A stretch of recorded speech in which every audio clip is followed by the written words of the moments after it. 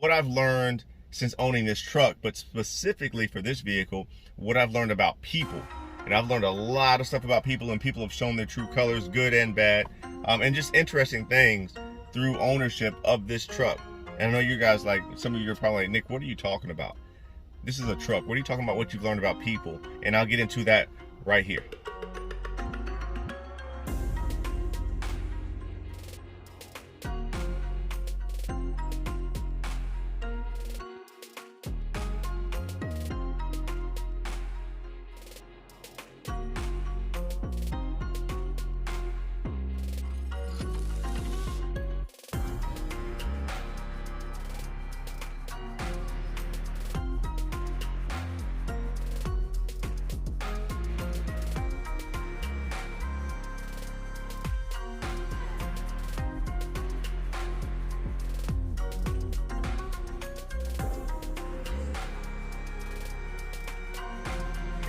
Number one, the first thing that I've learned about trucks is similar to the boating community, similar to the RV community. Trucks bring people together. I experienced this a little bit too with the half ton, but more so with this heavy duty truck. I can't tell you how many times I've come up to random strangers, or vice versa, they come up to me and we just hit it off. We're talking about trucks, and next thing you know, we're exchanging information, or we're just sharing knowledge, valuable knowledge that will help both of us in our journey with trucks, and our appreciation, or just love, or whatever you want to call it, for trucks. It's really cool. I want you all to comment to let me know if you all have experienced this. Maybe it's just me, I don't know, but it seems like it's an awesome community that exists for heavy duty truck owners. And then there's a larger community for folks who just appreciate trucks. For two, I've learned that people really have some serious heartburn about where the nature of trucks is going.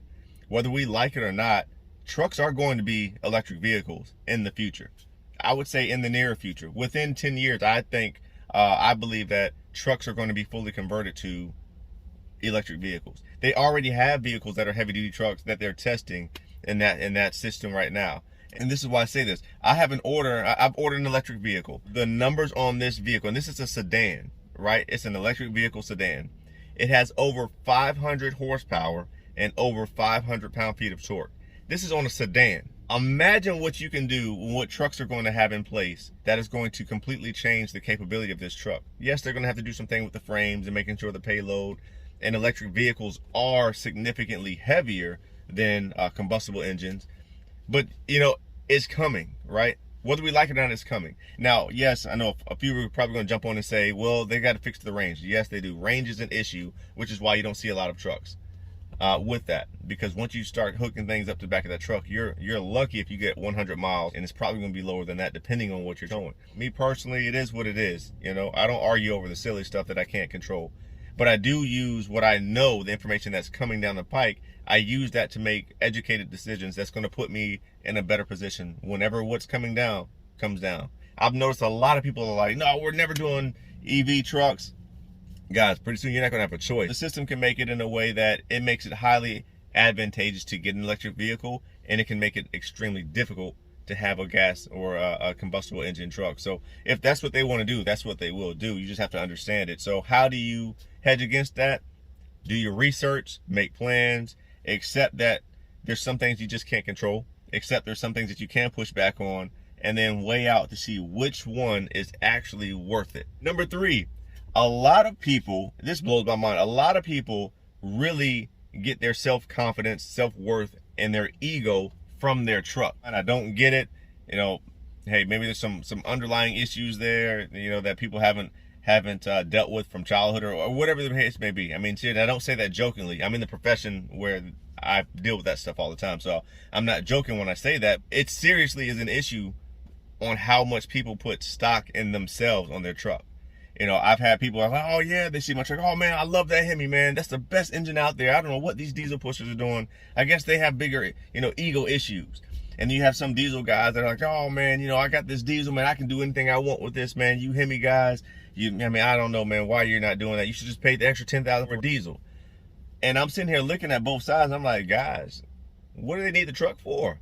It depends on what you need your truck for, depending that should really tell on which vehicle that you need to buy. Whether you need to get a diesel or a gas engine will suffice. Either way, it's like, guys, look, it's just a truck. Your truck is not who you are. Hopefully that hits some people out there, because there's a lot of folks who really put stock in who they are based on their truck. And that's nonsense, guys.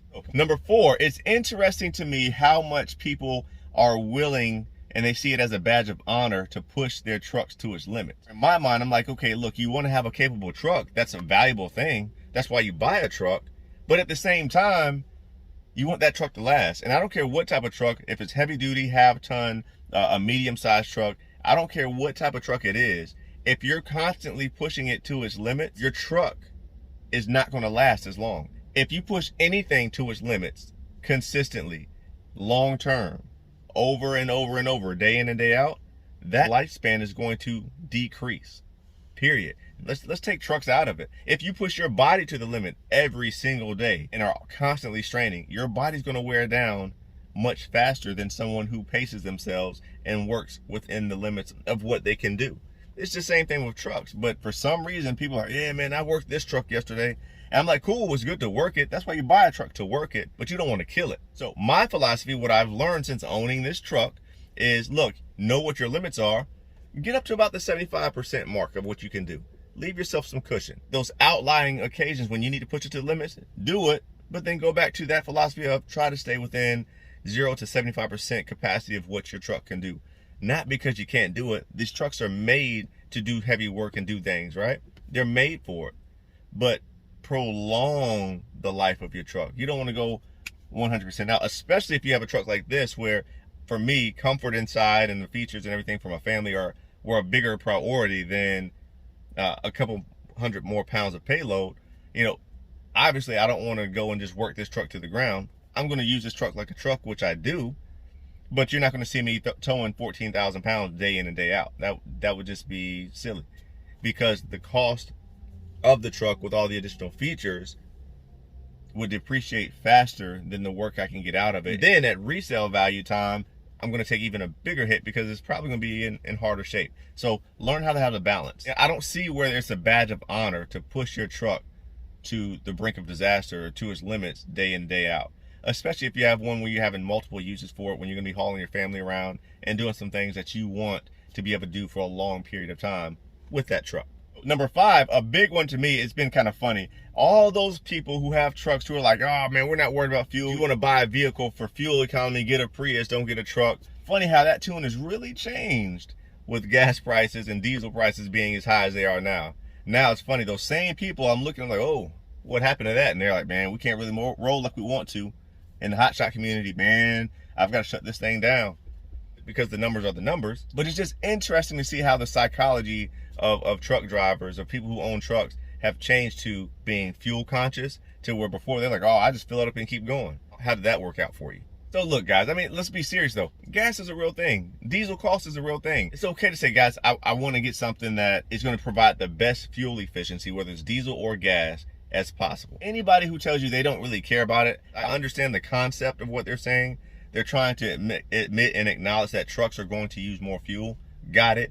But that doesn't mean that people don't care about it. That doesn't mean that you should say, well, it's going to be bad on gas, so I'll just get whatever I can get. No, you want to take care of the behaviors and do the things and make the decisions that are going to give you the best chance at getting some good fuel mileage. It's okay, guys. It doesn't make you less of a man or a woman to care about how much fuel you're putting in your tank. It's called being smart. And number 6, I think people are really understanding just how valuable trucks are becoming in today's society. They've always been important. They've always been a big piece of getting things done.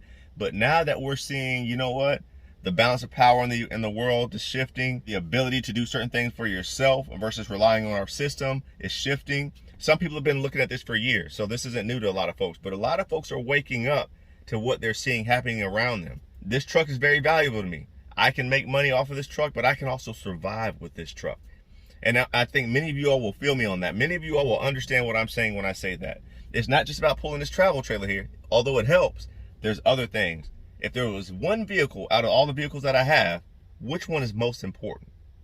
This truck is definitely gonna be in top 2, if not the number 1. So hey guys, look, I hope that helped. I hope this makes sense. I hope this just sparks a conversation and gets you thinking about what you're seeing. It can be controversial when you talk about people. I decided to kind of pull back. There was other things I want to talk about, but I'm just not sure if the channel's ready for that. So we're gonna pause and pump the brakes on that. But until next time, I appreciate you guys watching. God bless. Stay strong, stay safe. Praying for you. We'll see you on the next round.